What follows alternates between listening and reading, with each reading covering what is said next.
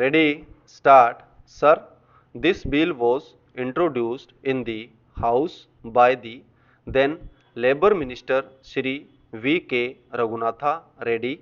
I was also represent at that time in the House after a period of 9 long years.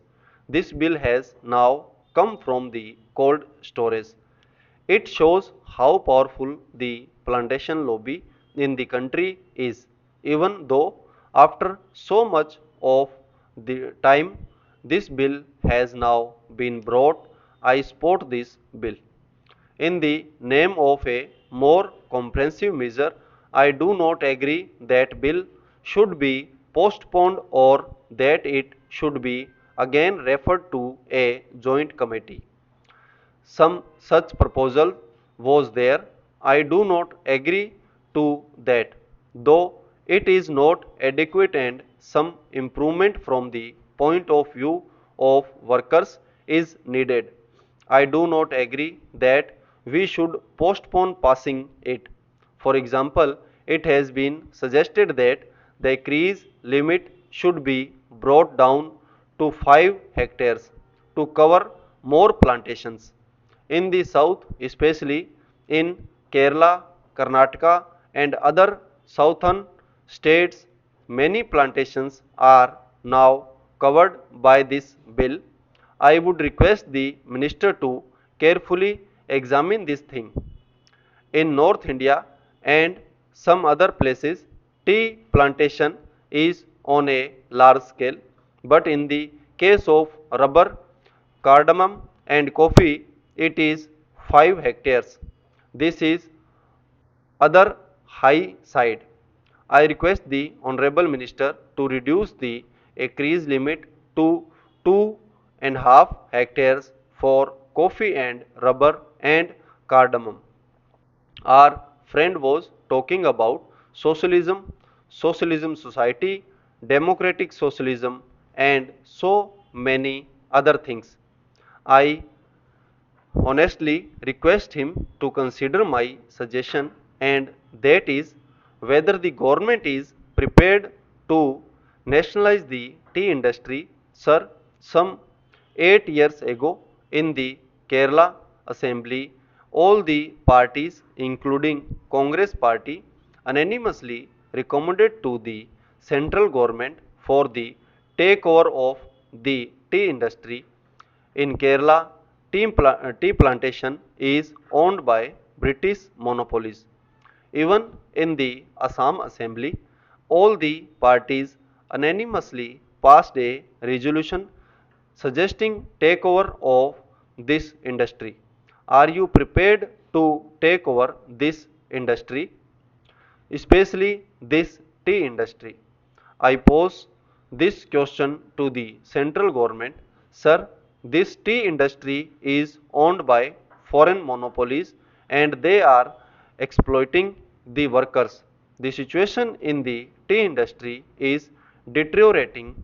Are you prepared to nationalize it when you talk to socialism? Unless this is nationalized, you cannot meet the demands of the workers. Sir, how unfortunate for this country, predominantly agricultural, that the meaning of plantation in this bill has been stretched to include coconut gardens, apple, pineapple, cashew nut, and banana plantation farms. I am glad that wisdom has dawned on the government not to accept these recommendations of the committee.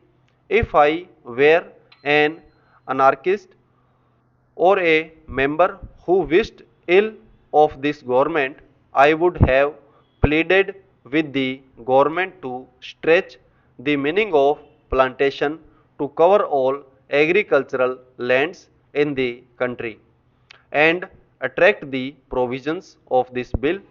Then we could have seen the beginning of convulsions and resolution in this country as the debt ridden farmers being unable to fulfill the provisions of this bill would have started filling up jails for violations of its provisions.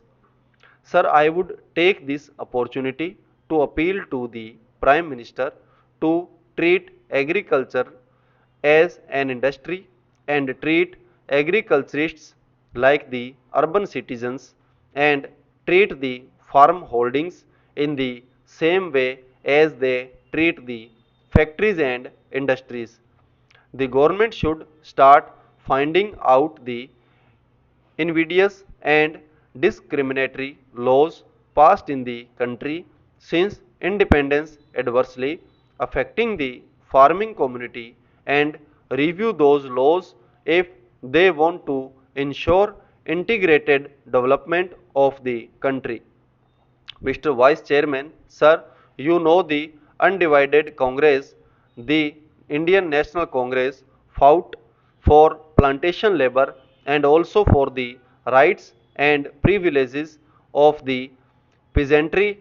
It was Sardar Vallabhbhai Patel and Mahatma Gandhi in the Chori Chora movement who brought the peasantry to the forefront to the leadership of the Indian National Congress.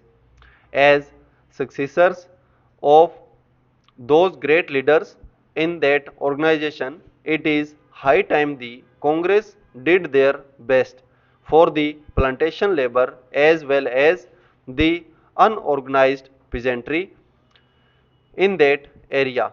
Even in Mexico, in Algeria, in Russia, or in Cuba, or in other countries, it was the labor, the plantation labor, who took the revolution to its final goal.